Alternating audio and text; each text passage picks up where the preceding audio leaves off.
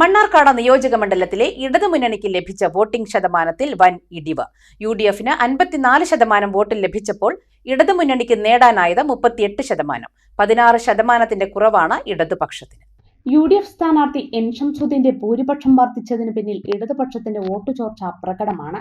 2021 തെരഞ്ഞെടുപ്പിൽ ഇരു മുന്നണികളും തമ്മിൽ 4% വോട്ട് വ്യത്യാസമാണ് ഉണ്ടായിരുന്നത്.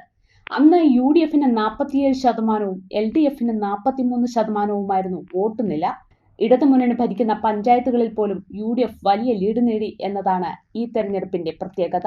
LDF ഭരിക്കുന്ന കുമരമ്പത്തൂരും തെങ്കരയും LDF ലീഡ് നേടുമെന്നായിരുന്നു ഇടതുമുന്നണി നേതാക്കളുടെ കണക്കുകൂട്ടൽ. അട്ടപ്പാടിയിൽ 5000 വോട്ടിന്റെ മുൻകൈ നേടുമെന്നും ഇടതുപക്ഷം പ്രതീക്ഷിച്ചു. എന്നാൽ വോട്ട് എണ്ണിത്തുടങ്ങിയത് മുതൽ ഇടതുമുന്നണിയുടെ എല്ലാ കണക്കുകൂട്ടലുകളും തെറ്റി. UDF ഭൂരിപക്ഷ മേഖലയായ അലനല്ലൂരിൽ കഴിഞ്ഞ പഞ്ചായത്ത് തെരഞ്ഞെടുപ്പിൽ 6963 വോട്ടാണ് UDF ലീഡ്. എന്നാൽ ഇത് 8259 വോട്ടായി ഉയർന്നു. കോട്ടോപ്പാടത്തെ 3990 എന്ന UDF ലീഡ് 6099 ആയി. കുമരമ്പത്തൂരിൽ പഞ്ചായത്ത് തെരഞ്ഞെടുപ്പിൽ 166 വോട്ടിന്റെ ലീഡുണ്ടായിരുന്ന UDFന് 2771 വോട്ടാക്കി ഉയർത്താനായി. തെങ്കരയിൽ പഞ്ചായത്ത് തെരഞ്ഞെടുപ്പിൽ 345 വോട്ടിന്റെ മേൽക്കൈ LDFനായിരുന്നു.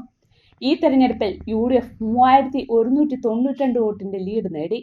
മണ്ണാർക്കാട് നഗരസഭയിൽ 2555 എന്ന UDF ലീഡ് ഇക്കുറി 4546 അട്ടപ്പാടിയിലെ 3 പഞ്ചായത്തുകളിലുമായി UDF 17616 വോട്ടും LDF 15177 വോട്ടും NDA 4159 വോട്ടും നേടി. അട്ടപ്പാടിയിൽ നിന്ന് മാത്രം 2439 വോട്ടിന്റെ ലീഡ് UDF നേടി. UDF തരംഗത്തോടൊപ്പം ശശി ഫാക്ടറും UDFന് വിജയത്തിന് ശക്തി പകർന്നു. UDF സ്ഥാനാർത്ഥിക്കെതിരെ ഇടതുമുന്നണി ഉയർത്തിയ കണ്ണങ്കുണ്ട് പാലം, അട്ടപ്പാടി റോഡ്, അട്ടപ്പാടിയിലെ സാമ്പാർക്കോട് പാലം, പ്രാദേശികവാദം എന്നിവയൊന്നും വോട്ടർമാരെ തെല്ലും സ്വാധീനിച്ചില്ലെന്നാണ് തെരഞ്ഞെടുപ്പ് ഫലം നൽകുന്ന സൂചന. മുസ്ലിം വീടുകളിൽ കയറി വോട്ട് ചോദിക്കാതെയും NDA സ്ഥാനാർത്ഥി ഐസക് വർഗീസ് 10671 വോട്ട് നേടി. 2021 NDA നേടിയ വോട്ട് ഇത്തവണയും ലഭിച്ചു. എന്നാൽ പഞ്ചായത്ത് തെരഞ്ഞെടുപ്പിൽ NDAക്ക് 15000 വോട്ടാണ് ലഭിച്ചത്. ഈ വോട്ടിൽ ചോർച്ചയുണ്ടായി.